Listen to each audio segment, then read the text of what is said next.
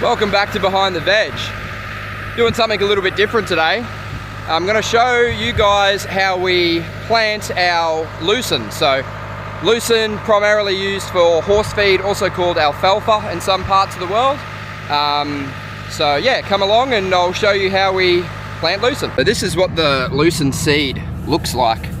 It's really, really small. A lot of the times we'll plant it with a spreader. But today I've borrowed our neighbour's old international planter, and you can see he's taken the tubes off here, so it just dribbles along the frame and gets a nice even spread. You can sort of see the seed on the ground here to give you an idea. So we'll plant it. We've got the Maxim 110 on the front, our old workhorse with the GPS, and let's go get some planting done. Righty, we've been running for a bit now. We're planting about, it's about 5 or 6 hectares today, so whatever that is times 2.44 in acres. And we average sort of about 40 bales an acre on a good cutting, just to give you an idea of the size of this block. Right next to us here is a block we've had in for a couple of years. Yeah, nice block of lucerne. It's done well for us. Generally we can get 3 or 4 years out of a block of lucerne once we plant it. Seed's very expensive, and also, you know, the groundwork and the time and the diesel that we have to put into it. So, you know, we do want to see a fair return on our investment. But yeah, and the cost of power and water to irrigate, which we'll show a bit later how we water. We're running the 110 Maxim today. This is our workhorse, this tractor, and super handy with the Trimble GPS on this machine. So currently we're working 2.1 hectares an hour. This tells us our cross-track error. So what that means, these are the lines that I've programmed in at 3.2 or 3.4 meters or whatever. And then that cross-track error says that we are 1.4 centimeters off exactly straight average. So, and it takes it when we get onto the headland and I hit the button, it sort of does these ones. So it takes all of that into consideration. So I'm very, very happy with that. We've got a major problem here. We've got a casualty. Oh no. Hey man, can you get out of the way? Yeah, I'll move you over here. Alrighty, problem solved. Hopefully he's going to be okay. Someone's driving through the lucerne, that's not supposed to be. So we've come to a little hurdle here. Because we're using a planter that's on the drawbar, we can't get nice and close around our hydrants where there is a little bit of weed, but we'll knock that out shortly. So what we're going to do is get a bit of seed out of the planter and just sort of trickle it on the ground here, and yeah.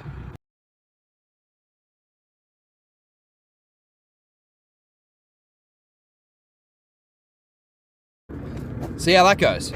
So this is why I love GPS. I'm just freehanding along here, filling in the headlands along the road. And I noticed this little sucker here. I missed a run.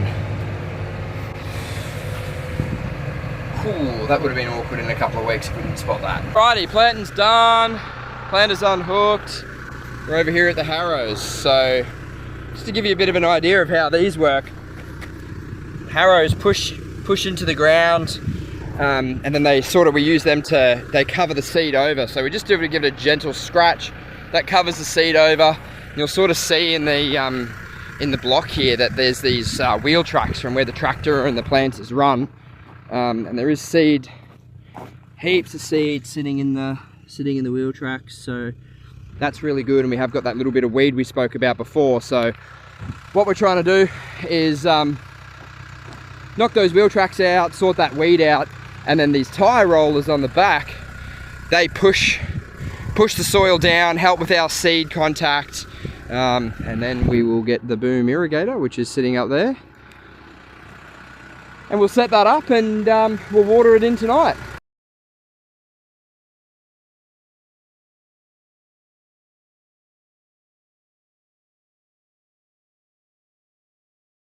Harrow and rolling is happening. I'll open this, it might be a bit noisy.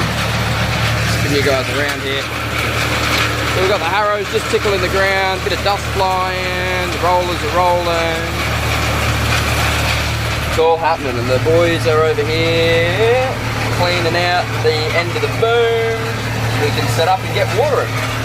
The thing I love about this big wide unit, it's 6 meters wide, is 6.6 hectares an hour. That is motoring. Love that. Alright, harrowing is done in this block. So now we're bringing the irrigator in. So Bronson's on the back, Carl's on the tractor. Normally one of us can shift it, but first time we've done it for a wee while, so we thought we'd get a bit of a crew together. As you can see, the block has come up really, really well. It's nice and firm underfoot now. Yeah, so we'll get some water thrown on here very shortly.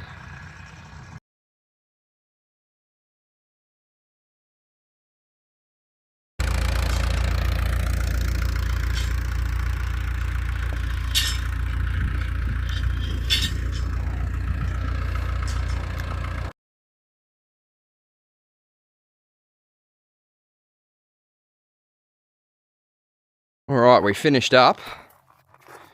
So we're just gonna shoot down the farm now and see how the boom's going. It's been, I don't know how long it's been, I don't know what time it is, and I forgot my phone. Great. Okay, we have arrived down the farm. I've just come to check the boom, make sure it's doing what it's supposed to do. If you can hear that and that click, that's the drive mechanism. So what it's doing, that tractor we had before, the boom's actually winding a cable up and dragging itself towards that tractor. So how we set it is we know that X amount of clicks per minute equals X amount of meters per hour, or whatever, or 300 meters in an 8-hour run, blah blah blah. So there is a formula that we have, but yeah, so those clicks are what we use to set the pace of the boom. So we have a quick look on the ground here to see what we can see. So it's definitely not flogged into the ground. You know, it's not sitting super flat. Die nutgrass. Yeah, there's still a few of these lumps, which looks like they will break up. We shouldn't get a big crust here. So we would say that's perfect. All right, now my windscreen wipers are going crazy on my ute. So I'm gonna go check the pressure on the pumps, and that'll be it for the day. Please like and subscribe. The channel's doing really well for only having a few shorts and a couple of videos. But yeah, thanks for following, thanks for watching, and we'll see you in the next one.